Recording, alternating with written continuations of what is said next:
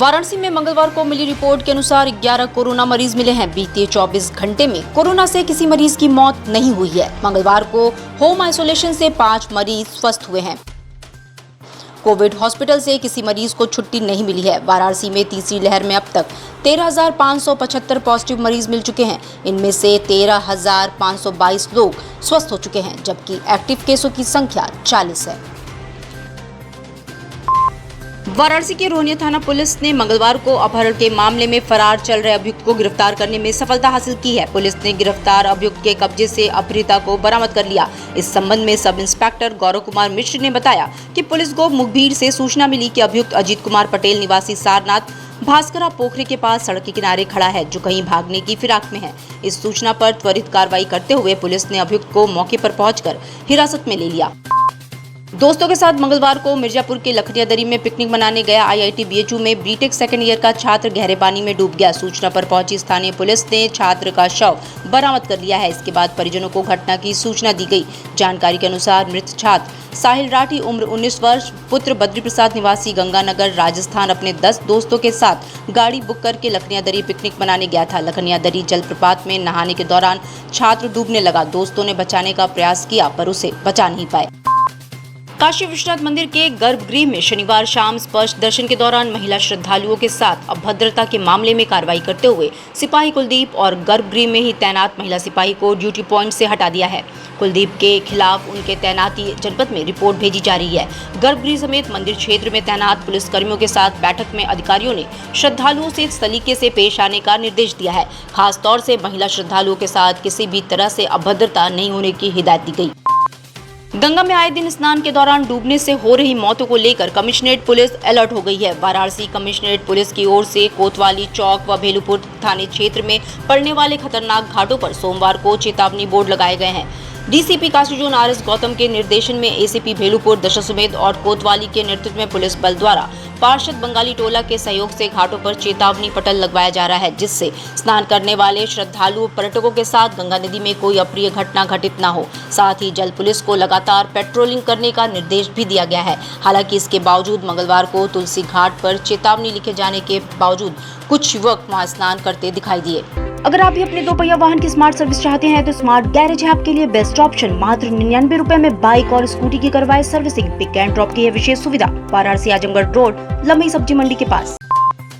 काशी हिंदू विश्वविद्यालय में कुलपति द्वारा रोजा इफ्तार पार्टी में शामिल होने का मामला तूल पकड़ता जा रहा है। छात्र आए दिन वीसी आवास के बाहर विरोध प्रदर्शन कर रहे हैं। इसी क्रम में मंगलवार को छात्रों ने कुलपति आवास के सामने भगवान परशुराम की जयंती मनाई और कुलपति का पुतला दहन किया। बता दें कि बीएचयू कुलपति द्वारा महिला महाविद्यालय में पिछले दिनों इफ्तार पार्टी में शामिल होने का छात्र विरोध करते चले आ रहे हैं। पुतला दहन कर रहे छात्रों व सुरक्षा कर्मियों में पुतले की छीना झपटी भी हुई। इस दौरान छात्रों ने जमकर नारेबाजी भी की। छात्रों ने कहा कि जब तक कुलपति लिखित रूप से माफी नहीं मांग लेते, हम लोग अपना विरोध दर्ज कराते रहेंगे।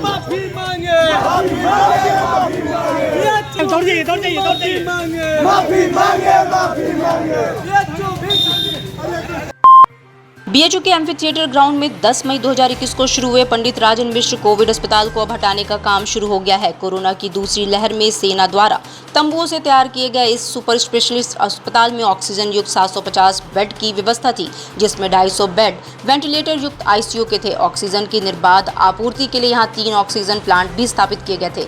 मंगलवार को बीएचयू के एम्फी थिएटर ग्राउंड में बना अस्थायी हॉस्पिटल कारीगरों द्वारा हटाया जा रहा है। हटाने के साथ ही यहाँ मौजूद चिकित्सीय उपकरणों को ट्रकों पर लोड भी किया जा रहा है। हालांकि इस संबंध में वाराणसी के मुख्य चिकित्सा अधिकारी से फोन पर बात हुई तो उन्होंने अस्पताल के हटने की जानकारी होने से इनकार किया। जहां एक ओर पूरे देश में पेट्रोल व डीजल की कीमतों में लगातार इजाफा होता जा रहा है, वहीं दूसरी ओर मंगलवार को शहर के ज्यादातर पेट्रोल पंप पर पेट्रोल की भारी किल्लत देखने को मिली। लोगों को पेट्रोल डीजल के लिए इतनी भीषण गर्मी व चिलचिलाती धूप में इधर उधर भटकते व परेशान होते देखा गया। इस दौरान कई पेट्रोल पंप पर टंकी खाली होने जैसे कई पोस्टर लगे भी देखे गए। संकटमोचन रविंद्रपुरी चौराहे स्थित पेट्रोल पंप पर पेट्रोल लेने पहुंचे आशीष गुप्ता ने बताया कि पेट्रोल लेने आए थे, लेकिन ये कहकर लौटा दिया गया कि पेट्रोल उपलब्ध नहीं है, जिससे काफी परेशानी हो रही है। सर, मैं आशीष गुप्ता बोल रहा हूँ। कहाँ से आए? ये छित्तूपुर से। किस लिए आए थे आज यहाँ? तेल लेने के लिए, लेकिन तेल उपलब्ध नहीं, यहाँ पे है नहीं। क्या बोले? बोले कि अभी है नहीं। किस जगह, कौन से पेट्रोल टंकी पे आए? संकटमोचन रविंद्रपुरी चौराहा। पूरे देश में धूमधाम से मंगलवार को अक्षय तृतीया और भगवान परशुराम की जयंती का पर्व मनाया गया। इस पावन अवसर पर वाराणसी के दशाश्वमेध घाट पर सैकड़ों आस्थावानों ने पवित्र गंगा में डुबकी लगाई। श्रद्धालुओं ने गंगा में डुबकी लगाकर भगवान विष्णु, माता लक्ष्मी और अन्य देवी देवताओं की पूजा की। बता दें कि प्रत्येक वर्ष बैसाख माह के शुक्ल पक्ष की तृतीया तिथि को अक्षय तृतीया का पर्व मनाया जाता है। मान्यता है कि इस दिन आप जो कुछ भी अर्जित करते हैं वह अक्षय होता है, वह नष्ट नहीं होता। इस दिन किए जाने वाले सभी अच्छे कर्मों का अच्छा परिणाम प्राप्त होता है। वहीं शहर में विभिन्न स्थानों पर भगवान परशुराम की जयंती भी मनाई गई।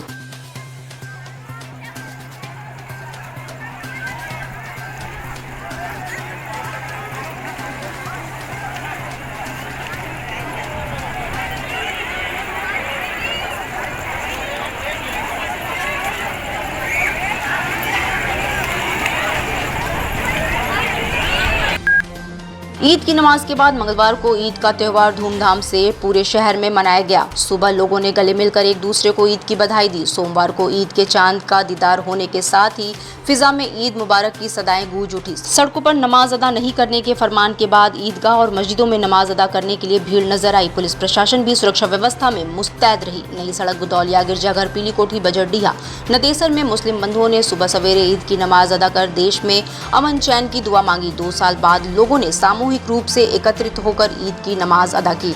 इस दौरान काशी में ईद के दिन गंगा जमुनी तहजीब की एक तस्वीर दिखाई दी, जो हिंदू व मुस्लिम समाज के लोगों में एकता की मिसाल पेश करती नजर आई। सिगरा स्थित बड़ा ईदगाह के बाहर भगत सिंह यूथ फ्रंट के तले लोगों ने ईद के नमाज अदा करने वाले लोगों को ठंडा शरबत पिलाते और ईद की बधाई देते दिखाई दिए।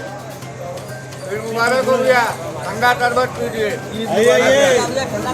आगे ईद मुबारक है, ठंडा शरबत भाईजान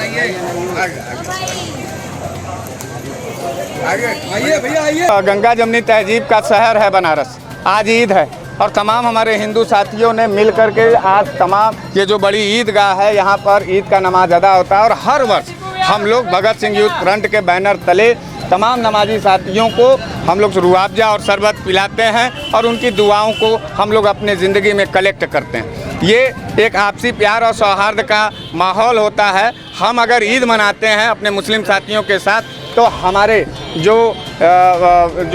मतलब मुस्लिम साथी है वो हमारे साथ जो है होली और हमारी शिवरात्रि भी मनाते हैं। और ये सिर्फ और सिर्फ बनारस में ही हो सकता है। नफरत के दौर में आज पूरे देश के अंदर जो जाति मजहब के नाम पर एक नफरत फैल रहा है, उसको ख़त्म करने का एक नया संदेश जो है हम लोगों ने बनारस से दिया है। और ये शरबत मोहब्बत का शरबत है। निश्चित रूप से हमारा भारत एकता और अखंडता के साथ प्रण लेगा और हम सभी हिंदू, मुसलमान, सिख और ईसाई एकजुटता के साथ अपने देश की तरक्की की कामना करते हैं। डिजिटल इंडिया का digital new platform live VNS पिछले 7 वर्षों से बनारस की सेवा में। पाइए बनारस के कोने कोने की खबर निष्पक्षता के साथ। लाइव VNS से बनारस की ताज़ा तरीन खबरों के लिए प्ले स्टोर से डाउनलोड कीजिए लाइव VNS ऐप या फॉलो कीजिए लाइव VNS को सोशल मीडिया पर।